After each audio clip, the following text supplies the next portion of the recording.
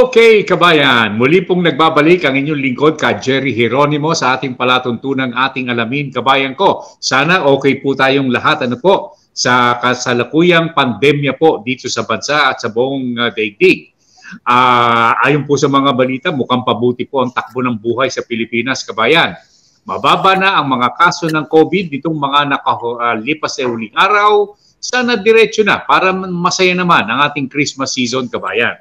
Alam po ninyo, marami na akong nakikitang may Christmas party. Dito lamang sa tabi namin, doon sa may court, naku, magulo hanggang alauna po ng umaga. Nandun po sila. Pero, face mask naman yung iba. Nasa baba nga lamang yung iba. Magulo pa rin sa dami po ng mga tao sa mga bilihan po ng gamit sa buong Metro Manila. Siguro, ganoon din po sa ibang lugar. Okay. Dito, masasabi nating napakalaki ng nagawa ng mga frontliners at ng ating gobyerno. Yung ating mga doktor, maging sa pribado at publiko, sa pagbaba po ng kaso ng COVID. Naku, thank you very much. Talagang hero of the same kind, kabayan. At marami na rin po ang may bakuna at naghihintay na lamang po ng go signal ayon po sa mga balita tungkol po sa mga tinatawag nating booster shots. Kami yata sa Enero pa.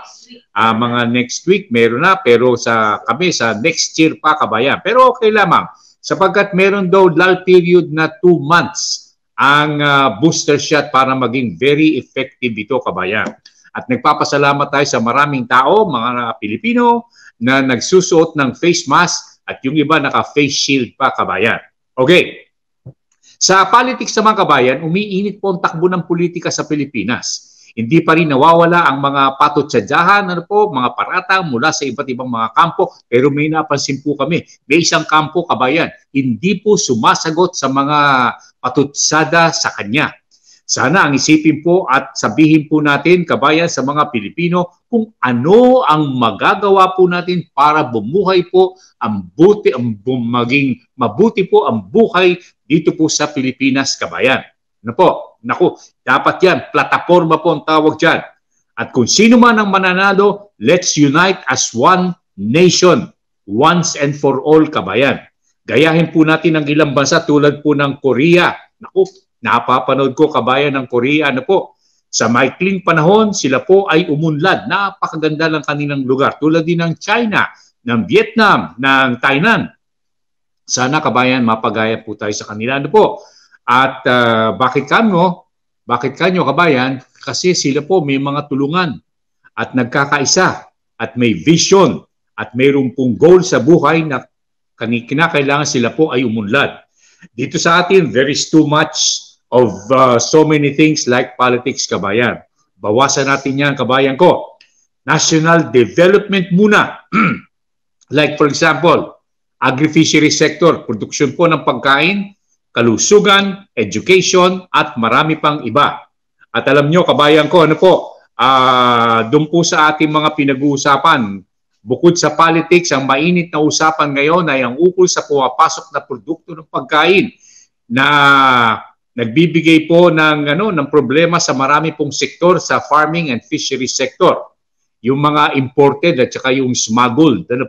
May mga smuggled bago natin bilhin ang produkto ng ibang bansa, dun muna sa ating mga racers, kabayan, ang ating pong pag-ukulan ng pansin. Okay. Ang ating alamin, kabayan, ay may mga ideas ukol po sa produksyon ng pagkain. Okay din gamitin ng sino mang mananalong kampo sa darating na 2022. Ibibigay ko for our own sake, kabayan. Mga kaalamang naging bahagi po ng 6 na dekada ng ating alamin sa radyo at telebisyon. Sa bigas, mais, niyog, gulay, prutas, isda at marami pang iba. Well, sana po sa mga darating na bagong hahawak ng gobyerno, sa puso at diwa ng mga ito ang kabutihan po ng mga Pilipino. Yan po ang dinarasal po natin, kabayan. Let's forget about, sabi nga, yung pagkakamal po ng napakaraming salapi. Hindi naman natin madadala yan, kabayan, sa ating libingan. Ang madadala po lamang natin sa ating libingan ay yung kahon na ating kinalalagyan, yung urna po, kabayan, wala na, ni sapatos, hindi po, bawal pala magsapatos ng mga inililibing. Yan po lamang ang mangyayari po sa atin. Kaya, mas maganda yung tayo po ay nag-iisip ng para po sa ating kabuhayan at sa kabuhayan po ng buong bansa. Okay, puntahan po natin ang ilang request sa programa po natin ukol sa pag-aalaga ng iba't ibang uri ng mga magbibigay po ng hanap buhay at makatutulong sa produksyon ng pagkain. At ito po ay sa larangan po ng paghahayupan ng ating pasisentruhan. Kasama po natin dito ang ating Assistant Director, kabayan, Rene Santiago, kabayan. Naku, pag nakita po nito ito po sa Bureau of Animal Industry, kabayan. Sasagutin po niya ang ilang request mula po sa mga nanonood at kasama natin sa ating alamin sa FB Live at sa ating YouTube channel, kabayan. Si Rene Santiago. Natagpuan ko ito, kabayan ko. Maraming taon na ang nakalipas. Pareho kaming batang-bata pa, kabayan ko. No? At yan po ay sa doon po siya sa superintendent po siya, doon po sa Tiaong, Quezon, kabayan. Okay, Rene. Magandang araw po sa inyo at kumusta po kayo dyan? Ka Jerry, magandang hapon, magandang araw sa atin lahat at sa iyong mga tagapakinig, magandang hapon. Okay naman, ika nga, tama yung sinabi nyo, medyo lumuluwag-luwag na at siguro maganda yung magiging Pasko natin at darating pang bagong taon. Pero alam mo, kahit na nung medyo kahigpitan ng ang pandemic, nakikita kita halos araw-araw nakapost ka sa Facebook kung iba't ibang mga lugar ang pinupuntahan mo. Bakit hindi mo ko isinasama, pare ko? Actually, hindi naman tumigil talaga ang pagpuproduce siguro kasi ang pagkain naman very basic yan at saka hindi talaga titigil. So ang ahensya natin, ang Bureau of Animal Industry, patuloy pa rin na kahit pandemya ay mas marami yung napunta sa farming, yun yung na-observe natin at sa pag-aalaga ng hayop, no? So nakita natin na ito na yung isang bagay na hindi talaga natin pwedeng kalimutan. At itong pag-aalaga ng hayop ay patuloy kahit pala may pandemya at kahit ano pa siguro yung mangyari, pagkain pa rin. Okay. Pare ko, may napansin ako, kung talagang tutusin na pag-uusapan natin ang pag-aalaga ng hayop, At marami nagtatanong sa atin, if you don't mind, magkakaroon ng eleksyon, di ba? May darating na eleksyon, in 8 months time, magkakaroon ng bagong administration. Kung sakasakali, nandiyan ka, tinanong ka, ano ang pwedeng gawin ng inyong tanggapan sa larangan ng paghahayupan para ito nga ay pakinabangan po ng ating buong mga kababayan ng buong sambayan ng Pilipino? Ano ang maibibigay mong suwestyon sa mga uupo sa ating gobyerno? Kung ang pag-uusapan natin, larangan ng paghahayupan. Bigyan mo kami ng idea. Hindi, bawal sa amin mga panya, Ka Jerry. Sa gobyerno pa rin ako. Ayan. Siguro. Bawa ko, si Ka Jerry, tatanungin ni Ka Jerry, Rene, ano ang pwede mong ibigay sa ating bansa na idea para sa ating mga kababayan na ang gagamitin nating plataforma ay tungkol po sa paghahayupan? Ayan. Totoo naman, Ka Jerry. Ayun. Totoo naman, kaya naman tayo may pagkain ngayon dahil sa commercial production ng ating mga ano ba tawag dito? Sinasabi nga natin na malalaking farm, mga commercial scale. Bakit may broilers kasi nandyan sila? Bakit yung itlog na available anytime? Bakit yung baboy? Ayun, may nagkaroon ng ASF. Malaki ang production, nandiyan yan. Pero yun nga, marami pa rin. Ito ay hawak ng malalaking kumpanya at malalaking mga nag-aalaga o may puhunan. Sana tingnan natin, siguro tingnan po natin, Ka Jerry, yung mga backyard natin. Kasi hindi naman natin siya pwedeng tigil sa backyard, pero sana one day maging middle class sila, dumami yung alaga nila sa pamamagitan ng pag-aalaga nga nila ng mga hayop natin na pangkaraniwan dito tulad ng mga native animals. Nakikita mo sa Japan, Ka Jerry, yung Wagyu, gaano kamahal ang karne ng Kobe beef coming from native animals. ipagpatuloy natin yung commercial scale, commercial production ng mga broilers layers. Pero may ginagawa tayo sa ating bansa na, di ba ngayon, yung climate change, ano? Ang kailangan natin, resilient na mga breed na magsusurvive sa ganitong panahon, extreme weather condition. Ito pong mga native animals natin, nakasurvive na yan without intervention ng science. Ano? Ibig sabihin, lagyan lang natin ng sistema, lagyan natin ng pamamaraan, paano siya gaganda. Sinasabi natin, di ba, bakit ba ang native chicken ang liit, konting mangitlog, bakit ba natin babalikan yan? Bakit? May ginawa na ba tayo para gumanda siya? Di ba wala pa? So kung mabigyan natin siya ng panahon, mabigyan ng financial na assistance at science, tingin ko sa aking palagay, mas magiging sustainable yung livestock production natin. At baka mas malakal natin maibenta, no? Kasi pagdating sa mga commercial nga, over-dependent tayo sa import, di ba? Sa genetics, sa pagkain, at saan-saan. So, tingnan natin yung ating mga native animals kung mabigyan ba natin ng pagkakataon, financial at science, ay alam natin na mas mapapaganda natin yung kanyang production. So, huwag natin kalimutan yung sariling atin. Sa maikling salita lang. Okay. Napag-uusapan niyang sa paghayupan. Punta muna tayo sa yung mga, sabi mo nga, most of the people engaged in big-time raising of animals, ay yung mga commercial farms. Mapapunta tayo sa mga backyard. Ano ang pwede nating maitulong at maibigay ng mga ideya para sa ating mga backyard racer para hindi sila napaguhulihan sa teknolohiya, sa pamamaraan, at saka sa pinansyal para ika nga umunlad ang kanilang pag-aalaga at ang kanilang kabuhayan. Ayun. Di ba yung pag-aalaga nga natin ng commercial, masyadong magastos yun, no? Alam naman natin na siguro, o kaya yung backyard natin, talagang super backyard ang iniisip natin. At balik natin sa native chicken, ano ba yung sistema nila ng pag-aalaga? Ano? Hindi backyard ang tawag ko doon, ka Jerry. Bahala na system. Bahala na system. Bahala na maghanap ng pagkain yung manok, bahala na siyang humanap ng puno na kanyang bahay, at saka bahala na siya kung makakasurvive o hindi. Siguro medyo i-level up na lang natin ka Jerry. Nawawala ka ng kaunti sa sentro. Yan. Bigyan natin ng kaunting sistema. Bigyan natin ng Karine, sandali. Karine, sandali. Paki-ano yung nawawala yung yung iyong laptop na nagagalaw yata. Sige pa, igalaw mo pa sa bandang kanan para lumitaw ka. Nawawala pumunta ka sa kanan mo konti. Sa kanan. Kanan mo. Nawawala kasi. Yan, nasa gilid ka, sir. Nasa gilid ka. Baka baliktad. Nawala. Wala. Dito sa kabila, sa kabila, sir. Ayan, konti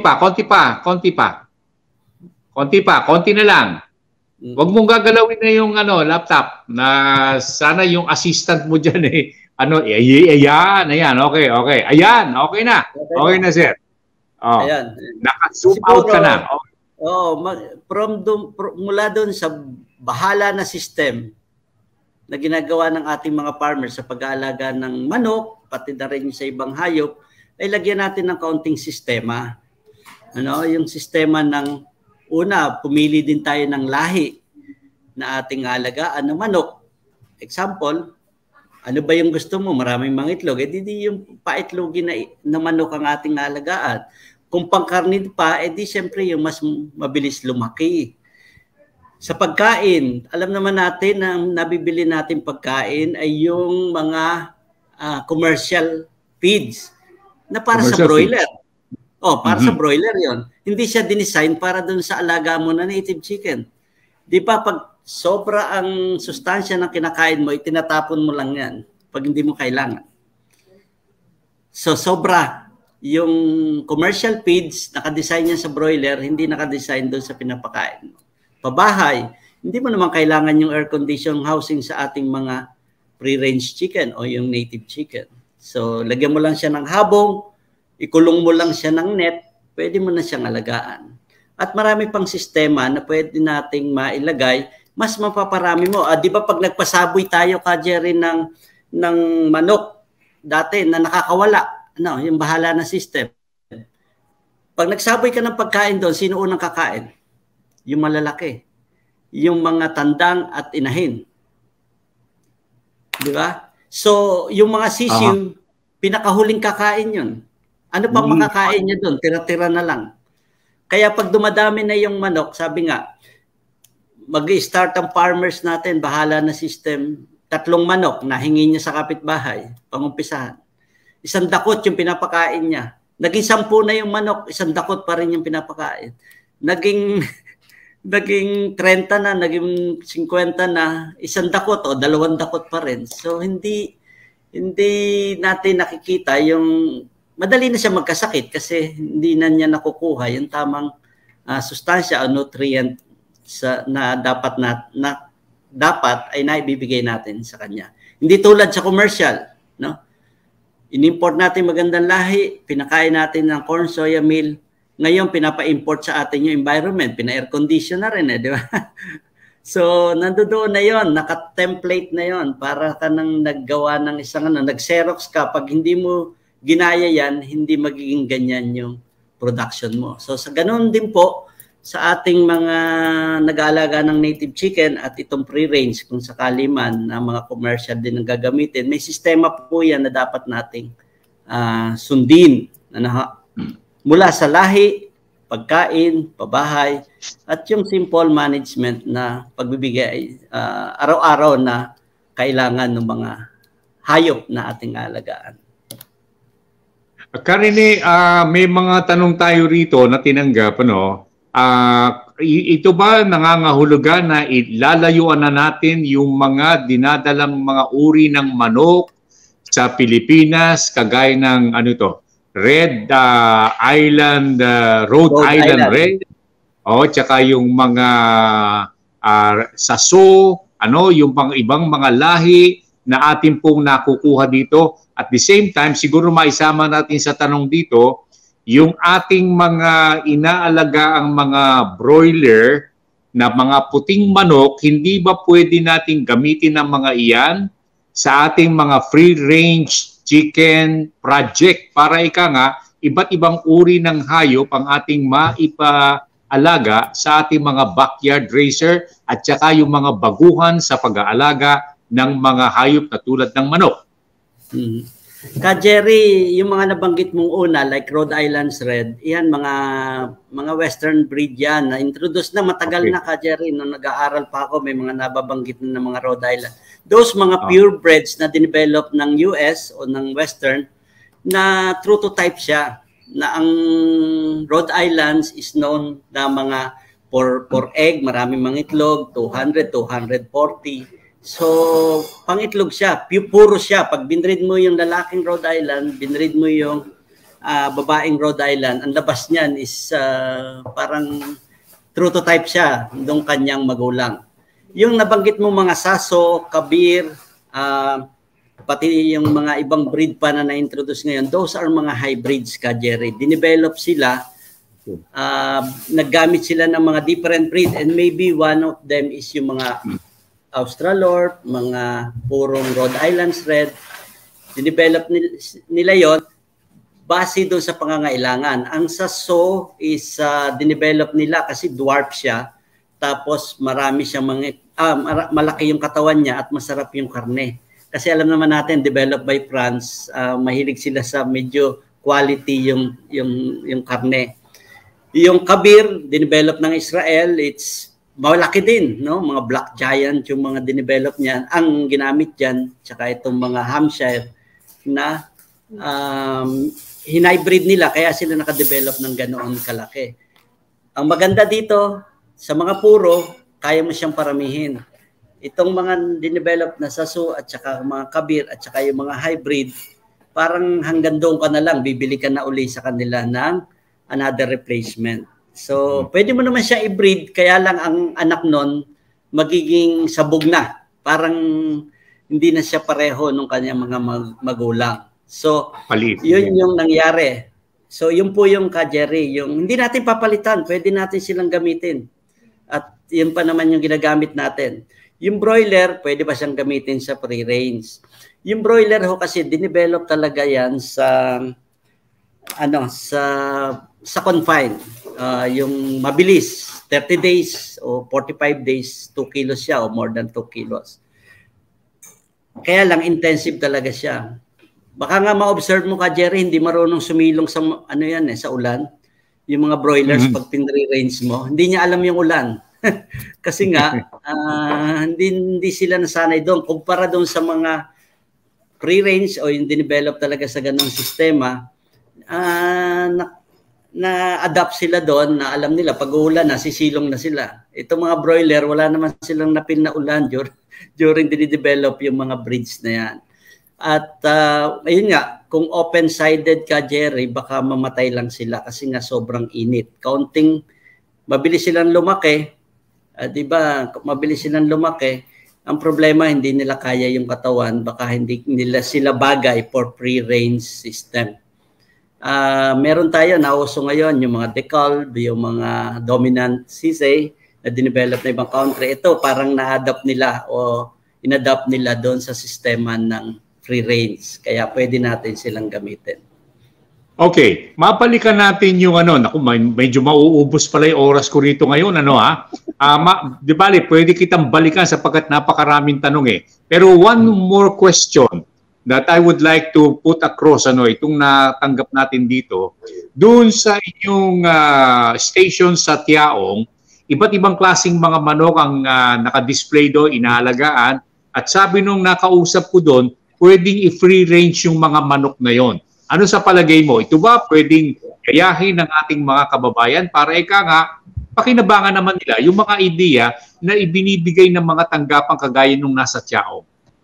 Opo, yan naman po ang purpose Jerry ng ating center sa Tiao. Makadevelop siya ng breed o genetics na mag-a-adapt sa local na kondisyon. Gumagamit tayo ng mga native animals kasi siya na yung nandito. Meron na po tayong ilang programa na within the native, pag pinag-cross mo yan, nakakakuha ka ng magandang produkto na base doon sa gusto mo, na masarap tinola, na masarap silang inasal. Ayun. So meron din naman, pwede ka mag-cross. Pero ang maganda kasi nagawa siguro ng Center Jerry is naka-develop na siya ng naka-identify na siya at naka-develop na siya ng mga pure lines ng mga native natin. Native chicken, meron tayong Parawakan, Banaba, Holoano, may darag na rin ng ibang pero natulungan din natin yan, may sampen na rin. Marami na tayong prototype na sila base sa gusto mong mangyari. Pwede ka namang mag-cross, no? Gamitin mo itong mga nabanggit mo kanina, Rhode Island, para dumami itlog niya. Australorp, pwede rin. Pero yun nga, so kailangan merong kampuro, no? Na pag kinross mo sa ganito, alam mo yung magiging resulta. Alam mo yung purpose mo, bakit mo siya kinocross. Diba? Ayun. So yun yung natin na siguro sinasabi natin kanina pa is sistema ng pagpapalahi. Alam mo yung inaalagaan mo, alam mo yung requirements niya sa pagkain, alam mo ang kanilang requirements sa housing na ganito kalaki at ganito yung sistema ng housing.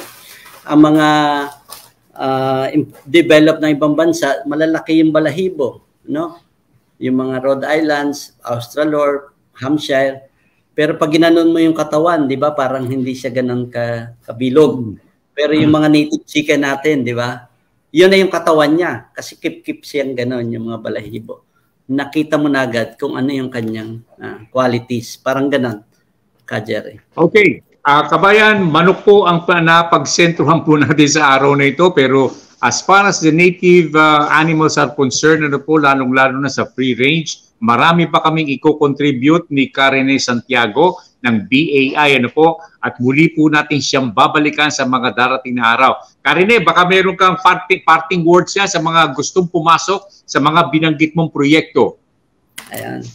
Total, 3 bagay po ang dapat nating tandaan. Dapat alam natin yung lahi na ginagamit natin. Kasi pag alam mo yung lahi, alam mo kung ano yung requirements niya ng pagkain. Huwag tayong gumamit ng... Okay, gumamit tayo kasi yun available, pero pwede mo i-dilute yun kasi hindi naman niya design yun sa broiler kasi yun yung available. Pangatlo is alam mo yung management na kailangan niya. Ang native chicken lumilipad yan, no? So lagyan mo ng takip ng net, yung kanyang bubong, yung range. Meron namang malalaki na butas ng net, no, yung hindi sila makakadaan. Pag binanat mo yon, malaki yung nako-cover na lugar, ano? Para nako-contain mo, ito yung breeders, ito yung growers, ito yung mga sisiu. So hindi sila sama-sama na tulad ng bahala na system. So yung bahala na system, i-level up po natin, lagyan natin ng sistema like pre-range system, pre-range chicken production system. Kung gusto mo naman, i-confine mo na rin, ano?